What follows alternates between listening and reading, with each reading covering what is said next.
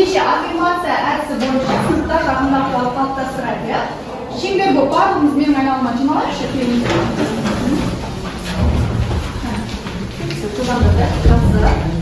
Ал, құрметті оқушылар, бүгін біз сабақта Сабақта қатысамыз, сабақтың мақсатына жетеміз, бірлесе жұмыс атқарамыз. Жақсы, құрметті оқушылар, бүгінгі сабақтың мақсатына жететіндеріңізге және де сабаққа жоғары деңгейде қатысып, 10 балл алып шығатындарыңызға мен сенім білдіремін. Рахмет! Жақсы, дәл осы дұрыспен, экранға қарайықшы қазір. Телепеде сервис арқылы екі топқа бірігіп алайық. Көріп тұрмыз ғой, иә? Ал бірінші Нұрсұлтан, Лейла, Сағын, Самал, Дархан, Айбек, Зарина бірінші топта. Қазір топтың атын беретін боламын.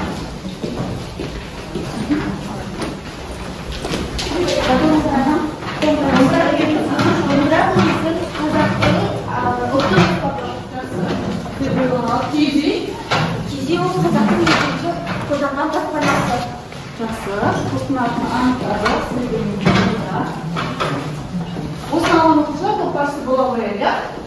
Жақсы, алдыңғы сабақта біз не өттік, балалар? Әлемнің 7 кереметін өткен болатынбыз, иә? Бұл жерде осы тақырып негізінде мен неге қандай тапсырма бердім? Жазира. Сіз не тапсырмасында 7-ші тапсырма бойынша мәтінді сәйкестендіруді және сұрақтарға жауап беруді берген болады. Орындасып бар. Дәптерімізді ашайық. Алмасырайық, бәріміз тексерейік. 2 тапсырма болғандықтан 2 балмен бағалайды, топтасшылары бағалау қарары топтасшыларына берілді. Жақсы, үйде жазбаша дайындалған бір бөлек, енді ауызша сабағымызды айналмалы бекет әдісі арқылы бір қысқа бағалайды.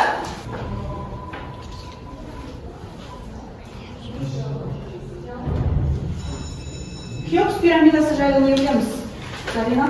Хеопс пирамидасы өте бие, оның екі жүз қырық метр, әр қырының ұзындығы 235 метр, оның алып отқан алаңы 55 мың шаршы метр. Жақсы, келесі. Досхан, сұрақ түседі қазір. Әлемге әйгілі аспалы бақты Вавилон патшасы кімнің құрметіне арнап салдырған? Ол Вавилон патша ол қызының Семнегейдағы арнап салдырған. Қызына ма? Иә, қызына. Қызына арнап салдырған ба? Ал. Ол Вавилон патшасы өзінің сүйікті әйелі Семнегейдағы. Келесі. Айкөре, тұра берейік. Егей теңізінің Родос аралындағы ең көрнекті ескерткішті атаңыз дейші. Ол әлемнің 7 кереметінің біріне жатады, 4-ші ғасырдағы оның атауы Родос алабы. Жақсы. Жақсы, үй тапсырмасын тексеріп болып айтып қаламыз дегенше, бағаланып топтасшылар, иә? Олай болатын болса, біз бүгінгі жаңа сабаққа кішкене суреттер арқылы болжау жасайды. Не көріп тұрмыз?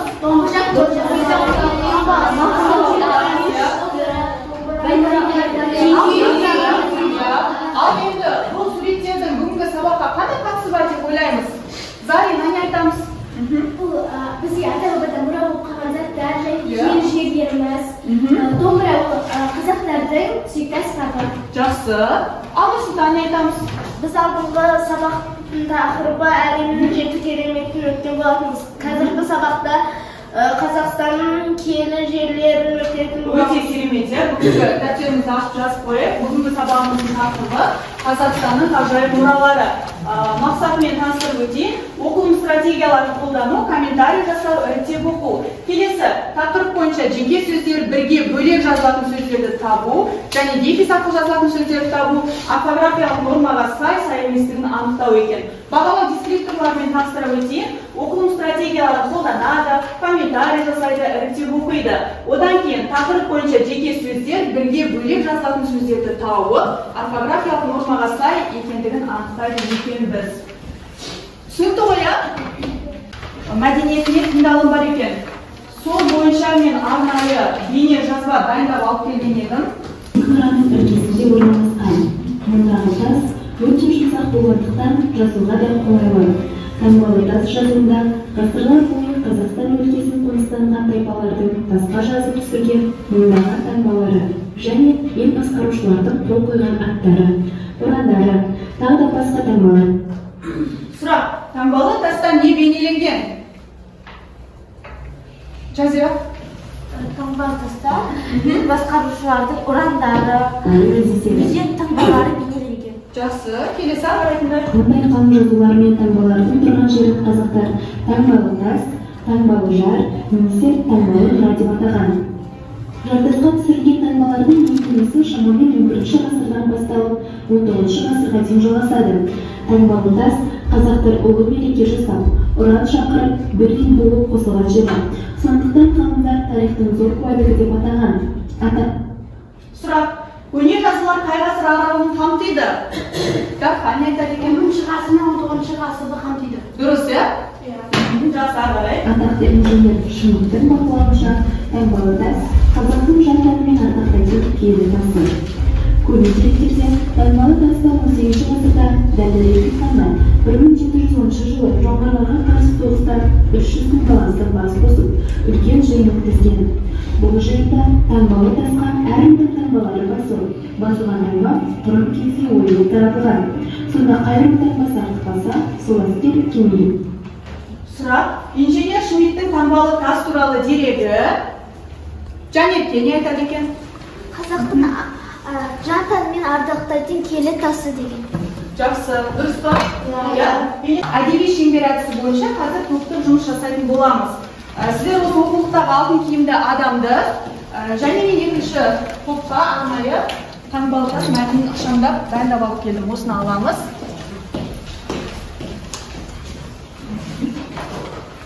Бірінші біздер домбыра тобы. Әдеби шеңбер әдісі бойынша талқы себепшісі 3 сұрақ құрастырады. Пікір білдіруші тақырып бойынша комментарий жасайды, белгілеуші тақырып бойынша ақпаратты іріктейді, байланыстырушы осы тақырыпты өмірмен байланыстырады. Ал бастаймыз топтық жұмыс. Енді осы топтық жұмысты орындау барысында кішкене баяулап жатқан оқушылар болатын болса, келесі топпен осы тапсырманы береміз. Дұрыс әдісі. Алтын киімді адам өздеріңіздің тақырыптарыңызға байланысты. Таңбалы тас. Орындаймыз.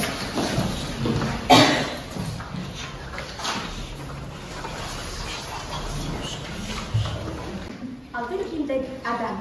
Тәуелсіз Қазақстан туралы айтқанда, бас толтық символдардың бірі алтын киімді адамды еске алмау мүмкін емес. Алтын киімді адам исі мұпасының сақ орнынан табылған. Қорғанның қабірі қарағайдан салған. Еденіне бір-бірімен қиыластырып тақтай төселген. Тақта еденге әр жерін ұсақ алтын түймеше, қаптырмалар тігілген үлкен мата жайылған. Мата төсеніштің үстіне киімі басынан аяғына дейін алтын қаптырмалармен апталған сақ көсемі жатқызылған. Бұған мерекелік салтанатты киім кигізілген. Басына күн құдайының белгісінде қараттарықтар бейнеленген. Әшекеймен безендірілген биік үшкір бөрік кигізілген. Көсемнің қаруы ұзын қылыш пен қысқа қанжардан тұрады. Жанына алтынмен апталған қыла тігілген ағаш табақтар, сабыр жалпақ таспамен улалған қамшы, шағын жібек қожы қойылған. Алтын киімді адам сақ мәдениетінің бірегей үлгісі. Жақсы, керемет. Ары қарай таңбалы тас. Таңбалы тас. Бетпақ даласы қарасының ортасынан қия кесіп ұзынан созылған таңбалы тік жартас. Сарысу өзенінен 20 километрдей жоғарырақ Қызыл жыңғыл орманына қарама-қарсы биік нұран іргесінде орналасқан. Мұндағы тас өте жұмсақ болғандықтан жазуға да қолайлы. Көне дәуірде келе жатқан таңбалы тас жазуында ғасырлар бойы Қазақстан өлкесінің қоныстанған тайпалардың тасқа жазып түсірілген мыңдаған таңбалары және ел басқарушылардың қол қойған аттары, ұрандар, тасқа қиып түсірілген әдемі өрнектер, қошқар мүйіз, түйетабан, кісінің ізі, аттың ізі және тағы да басқалары деп аталады. Мұндай қалың жазулармен таңбалардың тұрған жерін қазақтар ерте заманнан бері қарай таңбалы тас, таңбалы жар немесе таңбалы нұра деп атаған. Жартасқа түсірілген таңбалардың ең көнесі шамамен 9-шы ғасырдан басталады да 19-шы ғасырға дейін жалғасады. Мен әдеби шеңбер әдісі бойынша, мәтін бойынша талқы себепші болып 3 сұрақ құрастырдым. Ол 3 сұрақты мен күйзей тобынан қоя кетсем. Бірінші сұрақ, алтын адам қай жерден табылған? Айтөре. Алматы облысының суға қорығып, сақ қорығында бар. Дұрыс. Екінші сұрақ, алтын адамның қаруын атаңыз. Балмұр. Ұзын қылыш пен қысқа қанжардан тұрған. Дұрыс. Үшінші сұрақ, Қазақстанның басты символы не? Достан. Алтын қыздар. Өте дұрыс. Жақсы. Ары қарай. Мен киіз тобын, мен домбыра тобынан тағы пікір себепшісі болдым. Мен осы пікір себепшісі бола тұрып, тақырып бойынша комментарий жасадым. Мен осы мәтінге пікір білдірер болсам, бұл мәтін қысқа болса да, біз осы мәтіннен көп мәлімет алдым. Маған салса осы алтын киімді адамды әлемнің 7 кереметіне қосар едім. Мен осы алтын киімді адам өз көзіме көрсем деймін. Алтын киімді адамды көруге мыңдаған адамдар келеді. Мен де кейін алтын адамды көруге барамын. Өмірмен байланыстырып жүріп па, пікір білдіріп па? Мәтінге комментарий жасаймыз деп едік, жарайды, ары қарай. Белгілеуші. Мен домбыра тобының белгілеушісі болдым. Және де алтын киімді адам мәтінінен үш негізгі ақпаратты реттеп жаздым. Алтын киімді адам есік опасынан табылған. Алтын киімді адамның қаруы ұзын қылыш пен қысқа қанжардан тұрады. Алтын киімді адам Қазақстанның басты символдарының бірі. Жақсы. Мен әдеби шеңбер әдісі бойынша домбыра тобындағы алтын киімді адам мәтініндегі тақырыпты осы өмірмен таластырдым. Мен алтын адамды мұражайларда көп көрдім. Өте әдемі, маған қатты ұнады. Ол жерде туристер өте көп болды.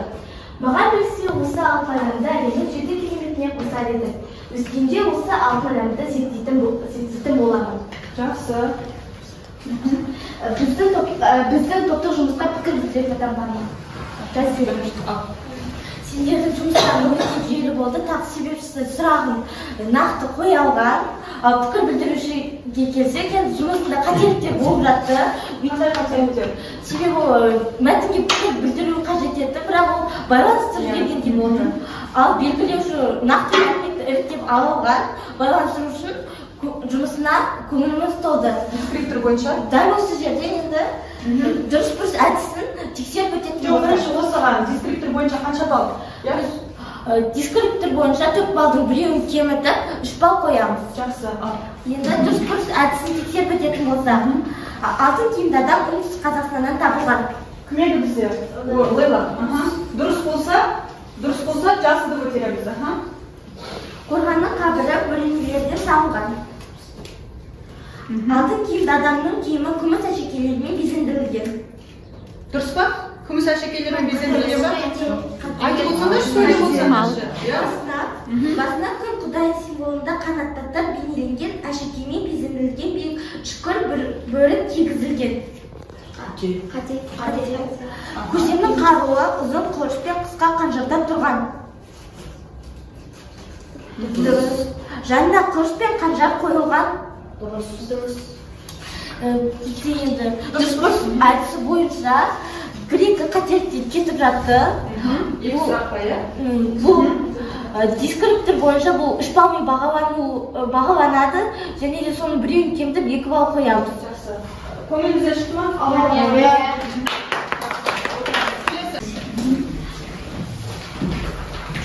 Мен әдеби шеңбер әдісі бойынша киіз үй тобынан талқы себепшісі болдым.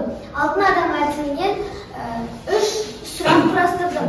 Соны домбыра тобына қойып кетсем. Таңбалы тасты қалай тағы да атауға болады? Сұраймыз тексіз біреуінен. Карина. Таңбалы тас жұмсақ па? Жұмсақ. Таңбалы тасты тағы да табалы таста не бейнеленген? Самал. Таңбалы таста сол тайпаларды, қолбасшыларды, ұрандары мен қолдары бейнеленген. Жақсы. Ары қарай.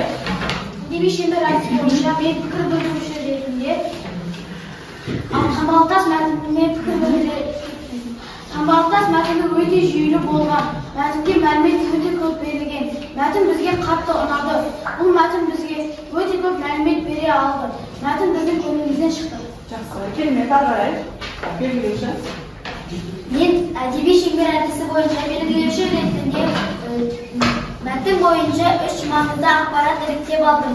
Біріншісі, таңбалы тасты басқаша таңбалар, таңбалы тасты басқаша таңбалжар, таңбалы нұра деп атаған. Таңбалы тасқа қошқар, мүйіз, түйе, табан өрнектері бейнеленген. Таңбалы тастың үстінде ел басқарушылардың қол қойған аттары, ұрандары жазылған. Ағарай байланыстырушы. Мен әдеби шеңбер әдісі бойынша киіз үй тобына байланыстырушы болдым. Мен киіз үй мәтінін қазіргі өмірмен байланыстыратын боламын.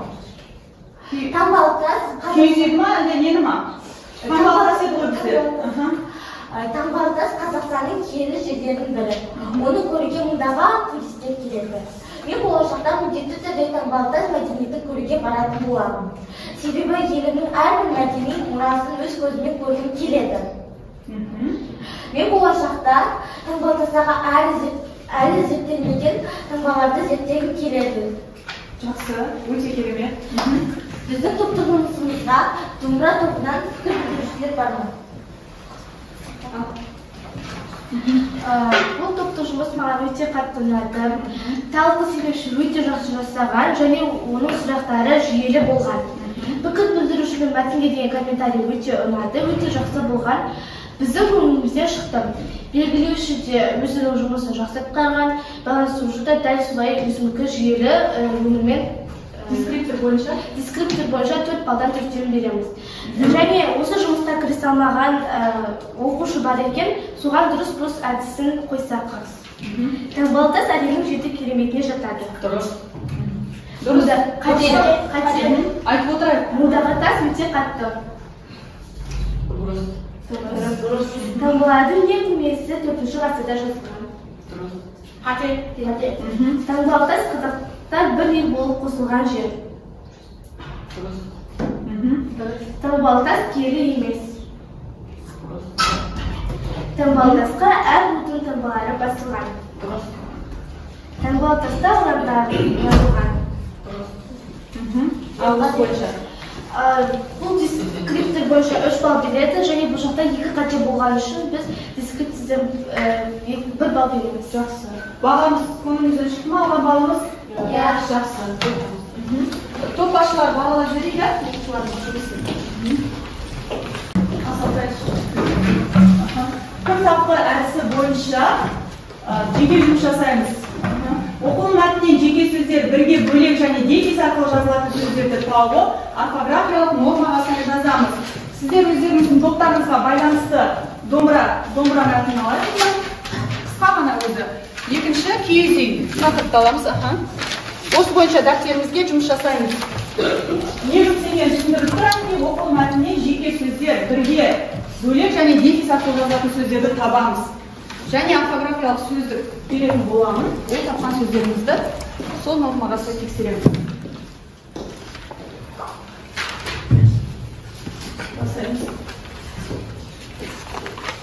Енді есімізге түсіріп алайықшы. Орфография анықтамасын кім айтады бізде? Жанерке айта қойшы. Орфография дегеніміз сөздердің дұрыс жазылуының жиынтығын қарастырады. Ал орфография дұрыс айтылуының жиынтығын қарастырады. Көбінесе қалай жазылса солай оқылады. Бірге жазатын сөздер. Күнекөз, қолөнер. Бөлек жазатын сөздер. Қара домбыра, күйдөгім, әсемә, ұлтығаса. Дефис, ата-баба, орфография, күнекөз. Себебі күнекөз дегеніміз жазғанда күнекөз болып жазылатын болса, айтқанда кірге айналып күнекөз айтылады. Сөздіктен соңғы ташқа, иә? Жақсы. Екінші. Тағы бар ма оқып бәріміз осындай ма? Бірге жазылатын сөздер баспана, қолөнер. Бөлек жазылатын сөздер қоршаған әлем, киіз үй, айшықты бедер. Дефис арқылы жазылатын сөздер ата-баба, таным, түсінік. Жақсы. Отырамыз. Тексеріп бар бірімізді. Олай болатын болса, бүгінгі сабақты кішкене қорытындылау мақсатында да және бір пысықтау мақсатында сіздерге арнайы миллион теңге бұйырады ойынын дайындап алып келген едім. Бұл жерде кім қолын бірінші көтеріп сұраққа көп жауап берген адам жеңімпаз болады. Сұрақтарды. Бірінші, алтын киімді адам қайдан табылды? есік қорғасынан белгілейік. Жақша ішіндегі көрсетілгендерін бірге жазатын табыңыз. Зарина, қайсы? Ішіндегі бірге жазатын жақсы. Жартас.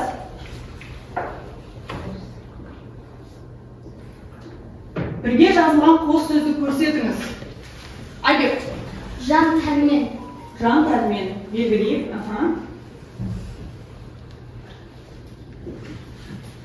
Келесі, көшпенділердің тарихындағы ең алғашқы сәулетті құрылыс? Нұрсұлтан. Киіз үй. Нұрсұлтан екі сұраққа жауап береді. Бөлек жазатын сөз қатары көрсетіңіз. Айбек. Киелі тас. Киелі тас. Дұрыс. Келесі, түбір тұлғасы сақталып бірге жазылған кісі атын көрсетіңіз. Айбек бар бізде бірінші көтерген? Ал, тұрай, қайсысы? Бауыржан. Бауыржан, белгілейік. Жақсы. Сонымен бізде 3 сұраққа жауап берген Айбек қой деймін, қатарынан. Жақсы, Айбек келе ғой. Бүгінгі біздің миллион күнге бұйырады ойынымыздың жеңімпазы. Бірақ миллионды ұтпаса да, біз оған қазақ халқының асыл мұрасы, атадан бабадан қалған бізге мұра. Миллионнан да қымбат, бұл біздің домбырамыз, сыйға тартайық. Құттықтап қойып, үйге апарып, көрге іліп қояды деген ойдамыз. Ал жеңісің құтты болсын. Отырамыз. Бүгінгі сабақ ұнап жатыр ма сіздерге, оқушылар? Жақсы, олай болатын болса, алдымызда стикерлер берілген.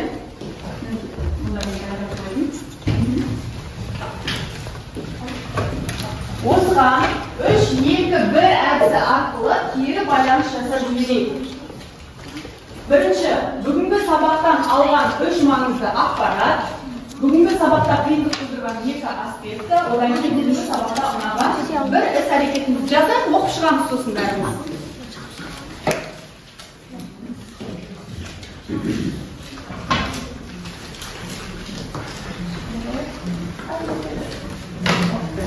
Дайын бұлардан кексінді. Бұл сабақтан 3 маңызды ақпарат ұнаған алтын киімді адам, домбыра, киіз үй тақырыбы ұнады. Және де маған сабақтан ешқандай қиындық туған жоқ. Ал 3-ші сұрақ, маған сабақта топтық жұмыс ұнады. Жақсы, барлық қойды. Ары қарай тағы кім оқиды алай тұр,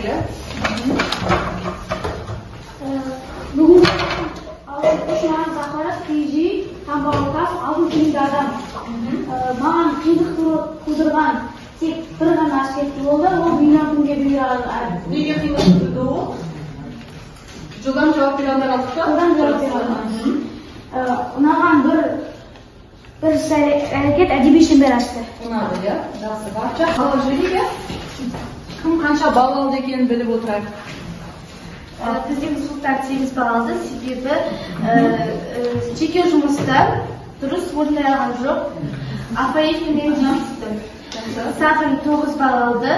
Ода жеке жұмыста бір Апаевпен дұрыс жасамаған. Тапсырмалары бар ғой, Иә, тапсырмалары бар. Айбек, ол бәрі дұрыс болды, тек қана ол 8 балл алды. Апаев еді жеке жұмыста және де үй жұмысын орындамаған бір тапсырмасын. Зарина 10 балл алды, себебі ода бәрі дұрыс болды. Лейла да 6 балл, ода дұрыс әдісі және үй жұмысы болған жоқ, біреу, бір тапсырмасы. Дархан да 7 балл, ода әдеби шеңберге қатысқан жоқ, сосын жеке жұмыста дұрыс бір тапсырмасын Арфаевияны жақсы жасаған жоқ. Өзіме 10 балл бердім. Сабаққа белсене қатысып отырдың, жақсы отырамыз. Балыңызға келсең сұрақ қойған алдыңға. Ал онда екінші, киіз үй тобынан. Біздің тобымыздан